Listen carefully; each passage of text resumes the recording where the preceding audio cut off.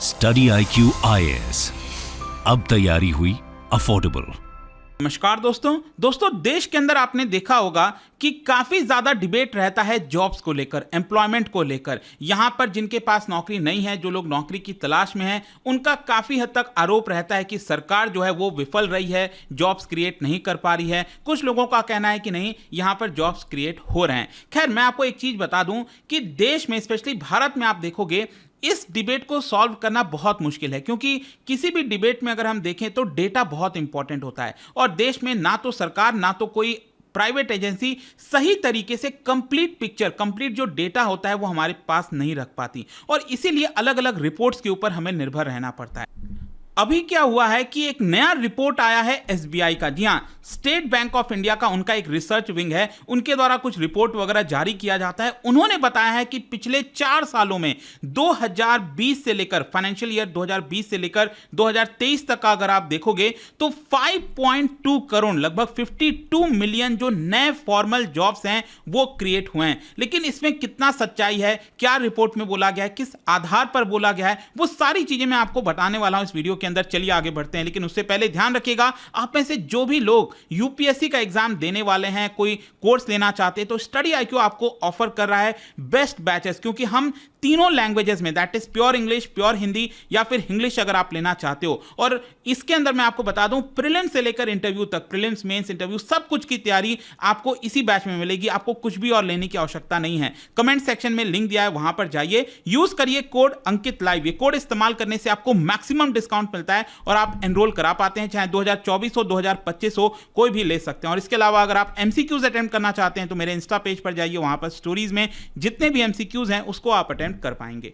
चलिए शुरुआत करते हैं और सबसे पहले यह देखते हैं कि एग्जैक्टली हो क्या रहा है। और उसके भी पहले मैं चाहता हूं कि आप सबको EPFO पेरोल के बारे में बता दूं। देखो, EPFO का मतलब आप सबको पता होगा, एम्प्लॉइज प्रोविडेंट फंड ऑर्गेनाइजेशन। तो इसमें क्या होता है कि अगर आप कोई भी फॉर्मल नौकरी ज्वाइन करते हो, किसी भी जॉब में जाते हैं, या फिर स्पेशली अगर मैं आपको बताऊं जहां पर कम सैलरी होती है, जो लेबर्स होते हैं, जो वेजेस पर काम करते हैं, उनके लिए स्पेशली EPFO पेरोल काफी इंपॉर्टेंट हो जाता है। स्पेशली फैक्ट्रीज वगैरह में, जहां पर नौकरी में किसी को 15,000 मिलता है, किसी को 18,000, किसी को 20,000, उनके लिए कंपलसरी हो जाता है इसके अंदर एनरोल करना। तो इसमें बेसिकली क्या होता है कि जो एम्प्लॉय की सैलरी होती है उसका 12%, और साथ ही साथ जो एम्प्लॉयर है उसको 12% कंट्रीब्यूट करना होता है। और यहां पर जो EPF फंड है उसमें उसका जो पैसा है वो जमा होता रहता है। अब ये इंपॉर्टेंट क्यों है? क्योंकि आगे फ्यूचर के लिए वो जो वर्कर है, जो लेबरर है, उसके आगे फ्यूचर के लिए काफी इंपॉर्टेंट वो काम आता है। मतलब आगे समझिए, पेंशन बेनिफिट हो गया,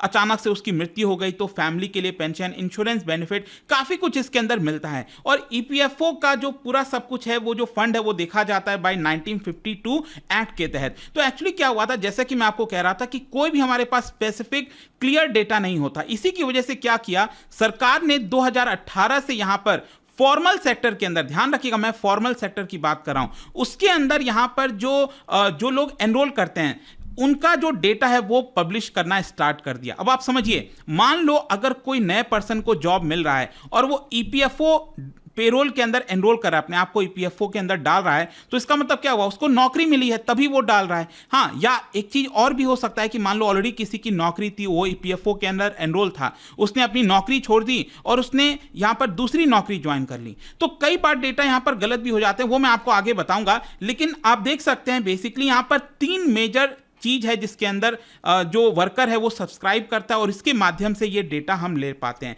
एक है आपका EPF वाला स्कीम जिसके अंदर एनरोल होते हैं, दूसरा एम्प्लॉयज स्टेट इंश्योरेंस स्कीम हो गया, और तीसरा नेशनल पेंशन स्कीम।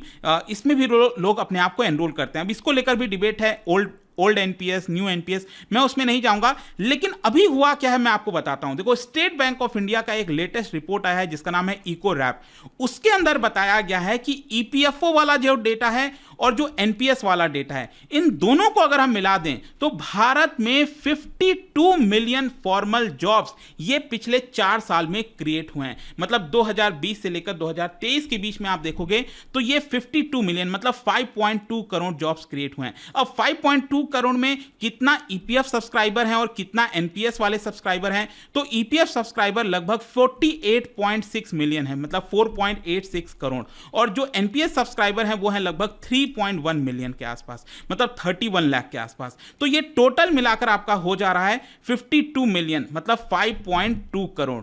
अब क्वेश्चन यहां पर यह है कि इसमें कितने नए नौकरी क्रिएट हुई हैं। कहने का मतलब, जैसे कि मैं आपको स्टार्टिंग में कह रहा था कि मान लो ऑलरेडी किसी के पास नौकरी थी, उसने अपनी नौकरी छोड़कर दूसरी नौकरी ले ली, तो वहां पर ऐसा लगेगा कि हमें यहां पर ये नया नौकरी पाया है, लेकिन उसका तो ऑलरेडी नौकरी था, तो हम उसको काउंट नहीं कर सकते, राइट। तो इसमें मैं अगर आपको बताऊं तो बताया जा रहा है कि 22.7 मिलियन ऐसे हैं जिनकी एकदम नई नौकरी है, और इसमें भी अगर आप देखोगे तो ईपीएफओ वाले लगभग 21.7 मिलियन हैं। मतलब पहले उनकी कोई नौकरी नहीं थी, पहले वो ईपीएफओ के अंदर सब्सक्राइब नहीं थे।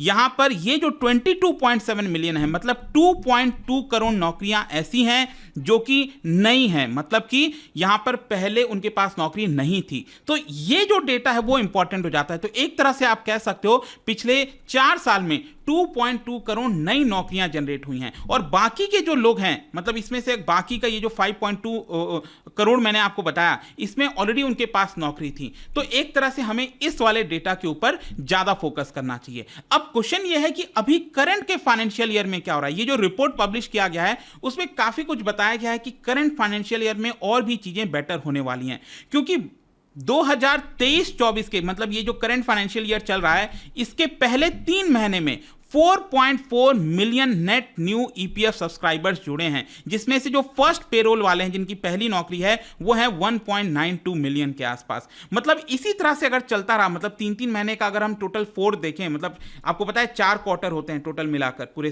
फाइनेंशियल ईयर में, तो अगर आप इसी तरह से ट्रेंड चलता रहा तो 2023-24 में 16 मिलियन मार्क पहली बार छुआ जाएगा। कभी ऐसा नहीं हुआ है। और इसमें से जो पहली फर्स्ट पेरोल वाली नौकरियां हैं वो लगभग 7 से 8 मिलियन के आसपास होने वाली हैं, जो कि अभी तक किसी भी फाइनेंशियल ईयर में देखा नहीं गया है। तो ओवरऑल कॉन्टेक्स्ट में बेसिकली मैं आपको यही बताना चाहता हूं कि यहां पर एसबीआई रिपोर्ट के अकॉर्डिंगली भारत के अंदर फॉर्मल जॉब्स जो हैं वो काफी तेजी से क्रिएट हो रही हैं। और साथ ही साथ यहां पर भी आप देख सकते हो, जो बताया गया है, एक चौंकाने वाला आंकड़ा है कि इस साल ऐसा देखने को मिल रहा है कि लोग अपनी पुरानी नौकरी कम छोड़ रहे हैं। मतलब कि वो पुरानी नौकरी ज्यादा लोग बरकरार रखना चाहते हैं रादर देन, क्योंकि अक्सर यही देखने को मिलता है ना, आप अपने आसपास किसी फ्रेंड्स या कहीं देखोगे तो वो पुरानी नौकरी से खुश नहीं रहते, उसको छोड़ना चाहते हैं, नई नौकरी में जाएंगे तो उनको पे राइज वगैरह ज्यादा मिलेगा। लेकिन इस साल ऐसा देखने को मिल रहा है कि लोग कम अपनी नौकरी छोड़ रहे हैं और उसी को कंटिन्यू रखना चाहते हैं। इन सारे डेटा में आपके मन में एक और चीज आना चाहिए, वो है वुमेन्स पार्टिसिपेशन। तो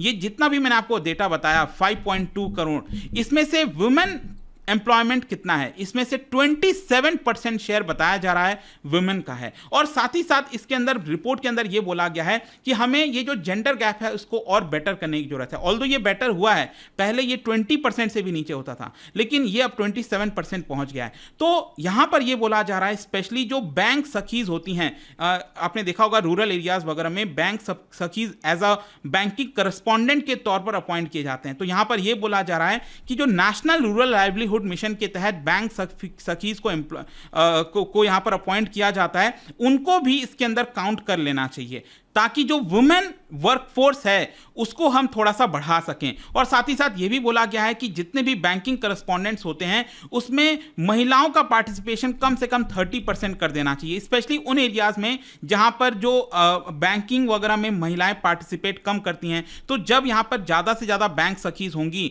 बैंकिंग करस्पॉन्डेंट्स होंगी महिलाएं, तो वो उनको एनकरेज कर सकेंगी ताकि यहां पर वो पार्टिसिपेट कर सकें। तो एक तरह से इस रिपोर्ट में बताया गया है कि कैसे वुमेन जो जेंडर गैप है उसमें हम उसको कैसे रिड्यूस कर सकते हैं। तो ये सारी चीजें हैं। और जाने से पहले एक और इंटरेस्टिंग चीज मैं आपको बता दूं, अभी जस्ट 2-3 दिन पहले सेंट्रल गवर्नमेंट के द्वारा स्किल्ड इंडिया डिजिटल ऐप इसको लॉन्च किया गया है। ऑल्दो इसका जो छोटा लॉन्च है वो इसी साल अप्रैल के महीने में किया गया था, और निर्मला सीतारमण जी ने, अगर आपको याद हो, मैंने वीडियो भी बनाया था बजट के ऊपर, तो उस समय बजट के दौरान भी उन्होंने इसके बारे में जिक्र किया था। लेकिन सबसे खास बात यह है इस ऐप की कि इसके अंदर आप स्किल भी ले सकते हैं, जो कोर्सेज वगैरह हैं उससे आप स्किल सीख सकते हो, और इसी ऐप में आपको अपॉर्चुनिटी मिलेगी जॉब लेने की। मतलब कि यहां पर जो एम्प्लॉयर है और जो एम्प्लॉय है दोनों को एक साथ जोड़ने की कोशिश की जा रही है। मतलब पहले आप स्किल ले लो, कुछ सीख लो इस ऐप के माध्यम से, और फिर यहां पर आप नौकरी भी ले सकते हैं अगर यहां पर मैच हो जाता है जो आपका स्किल है